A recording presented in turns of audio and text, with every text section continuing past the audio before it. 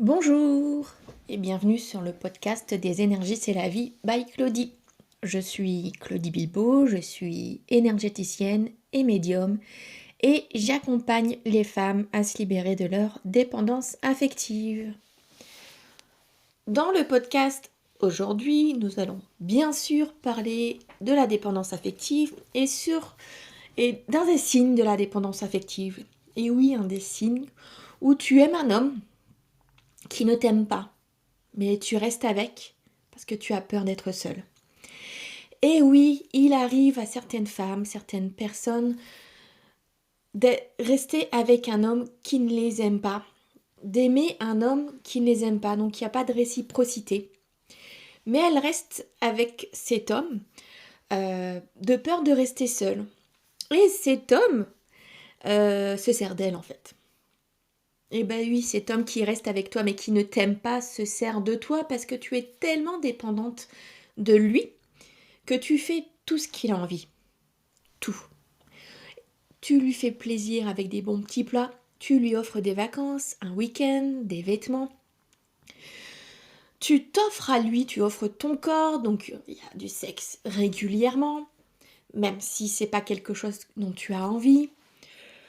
Tu t'occupes de lui, tu le bichonnes.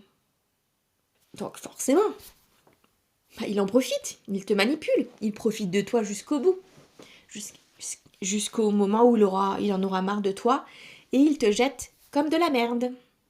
Et oui, c'est un signe de dépendance affective. Le fait de rester avec un homme, d'aimer un homme qui ne t'aime pas. Et puis, t'as pas mal d'hommes qui sont comme ça, qui vont profiter de la situation, profiter de toi. Alors, bien sûr, je te rassure, c'est pas le cas de tous les hommes. Et heureusement, il y a des hommes qui ne vont pas t'aimer, que tu vas aimer, et ils vont, si vous êtes sortis ensemble, ils vont te quitter. Et c'est parfait. Il y a des hommes qui ne t'aiment pas, qui ne sortiront jamais avec toi, et toi tu resteras dans un amour qui n'est pas réciproque, avec des rêves, en te disant que cet homme va forcément t'aimer un jour, que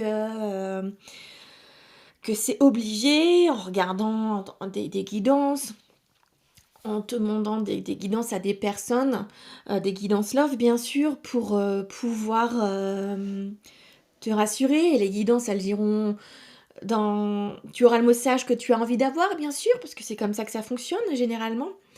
Et puis aussi, tu pourras dire, bah, pourquoi je n'irai pas prendre rendez-vous, me faire coacher avec un coach spécialisé dans l'amour, parce qu'en fait, je suis pas capable. Et je fais tout mon possible, j'ai envie de tout faire pour que cet homme m'aime.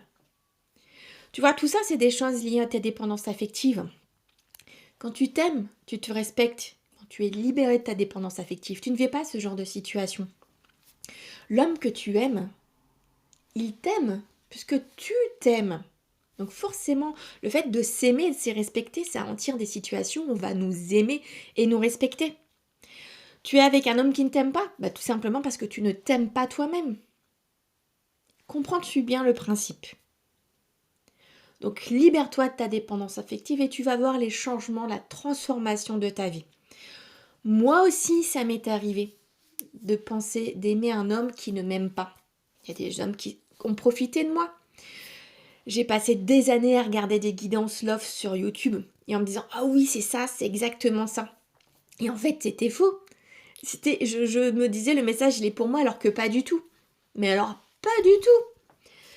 Je n'ai pas, par contre j'ai pas côtoyé de love coach, j'ai pas pris de coaching. J'ai regardé des vidéos, mais j'ai pas pris de coaching là-dessus.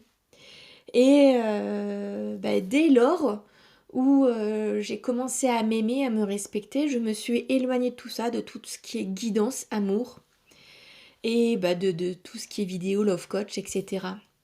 Je n'en avais plus besoin, je me respecte. Pourquoi j'aurais besoin de l'extérieur pour le comprendre, pour le savoir?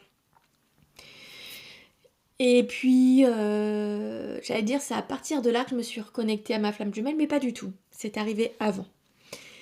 D'ailleurs, c'est grâce à cette reconnexion d'avec ma flamme jumelle que j'ai compris que j'étais dépendante affective. Parce que l'amour qu'on ressent est tellement différent, tellement fort, tellement profond, que bah non, les autres hommes avec qui je suis sortie, c'était pas de l'amour que je ressentais, j'étais là pour combler un manque d'amour envers moi-même. Je n'ai pas eu de grosses relations, le maximum c'était 4 mois.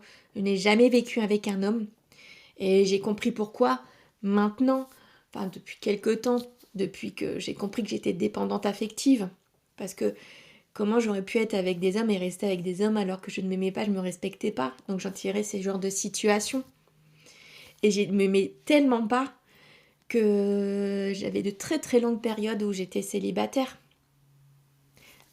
Désormais, je m'aime, je me respecte. Et même si aujourd'hui, à l'heure où je fais le podcast, je suis seule, c'est parce que je suis dans un parcours de couple divin, donc flamme jumelle, en fin de parcours, et que nous ne nous sommes pas encore réunis, ma polarité masculine et moi-même, donc mon runner et moi-même. Mais pas parce que je ne m'aime pas, que je ne peux pas rencontrer quelqu'un. La preuve, je me suis reconnectée à ma flamme jumelle. Voilà, c'était ce que je souhaitais te dire, te parler aujourd'hui dans ce podcast.